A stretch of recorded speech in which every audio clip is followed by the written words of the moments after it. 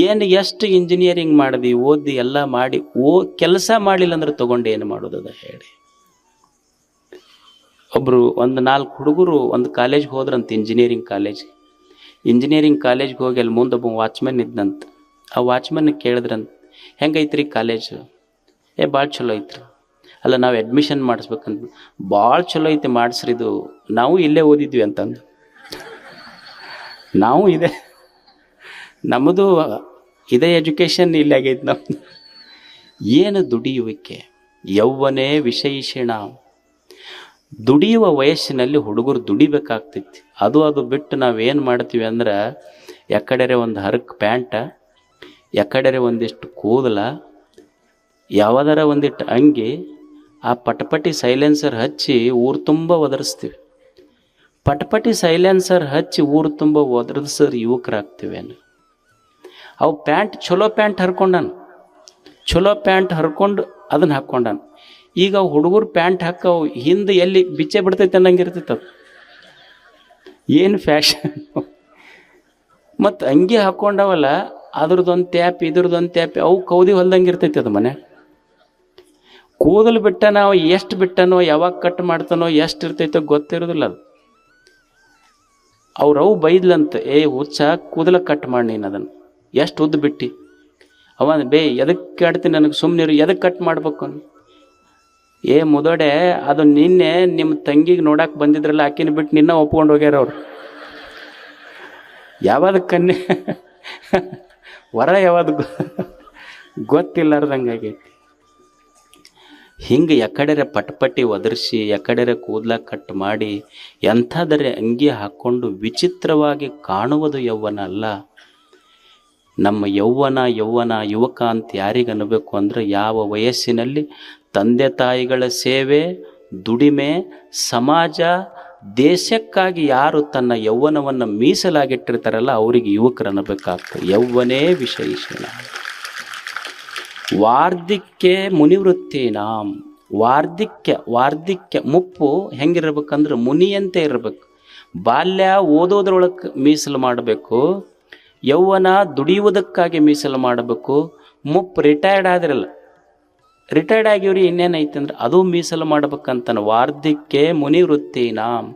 ಮನ್ಯಾಗ ಹೆಂಗಿರ್ಬೇಕಂದ್ರೆ ಸಂತರಂಗಿರ್ಬೇಕಂತ. ಮುನಿ ಅಂದ್ರೆ ಸಂತರಂಗಿರ್ಬೇಕು. ಕಾಲ ನಾಡಿನೊಳಗಿದ್ರು ಮುಖ ಕಾಡಿನ ಕಡೆ ಇರ್ಬೇಕು.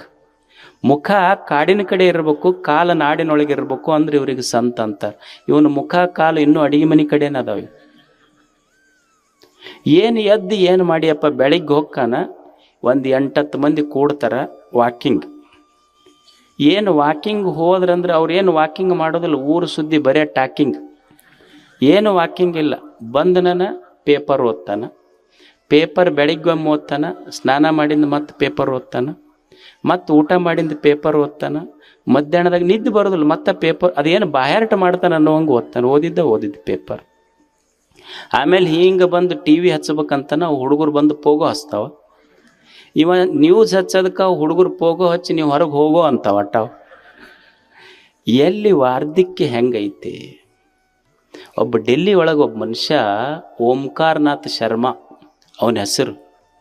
ಅವ ಈ ಲ್ಯಾಬ್ ಟೆಕ್ನಿಷಿಯನ್ ಆಗಿ ರಿಟೈರ್ಡ್ ಆದ. ಅವನ ಹೆಸರು ಓಂಕಾರನಾಥ್ ಶರ್ಮಾ. ಅಂದ್ರೆ ಮುಪ್ಪು ಹೆಂಗೆ ಕಳಿಬೇಕು ಮನುಷ್ಯ. ಅದು ರೈಲ್ವೆ ಬ್ರಿಡ್ಜ್ ಬಿತ್ತಂತ.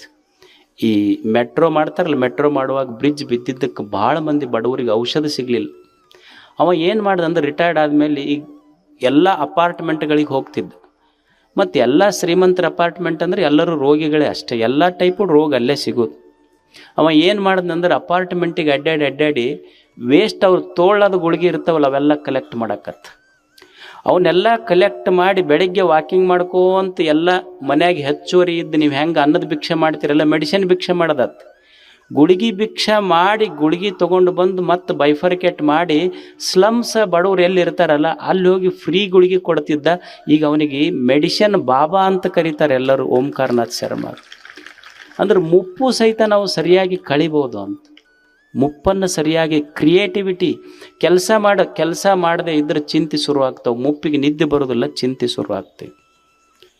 ಯೋಗೇ ನಾಂತೆ ತನು ತ್ಯಜೇತ್. ಮನುಷ್ಯ ದೇಹವನ್ನು ಹೇಗೆ ಬಿಡಬೇಕು ಅಂದ್ರೆ ಯೋಗೇನ ಅಂತೆ,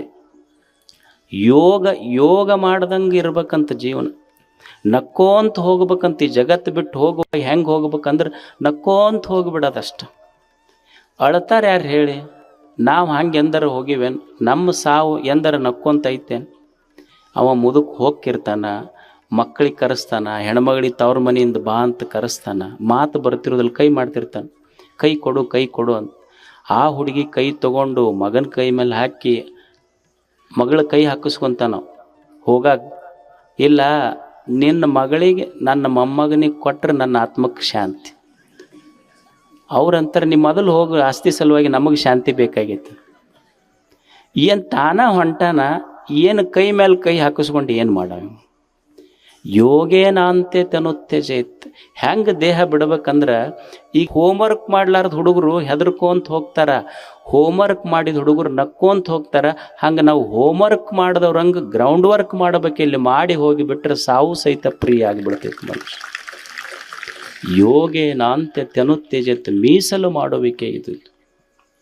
ಅದಕ್ಕೆ ಕಣ್ಣು ಮೀಸಲು ಶಿವನ, ಕೈ ಮೀಸಲು ಶಿವನ, ಮನ ಮೀಸಲು ಶಿವನ.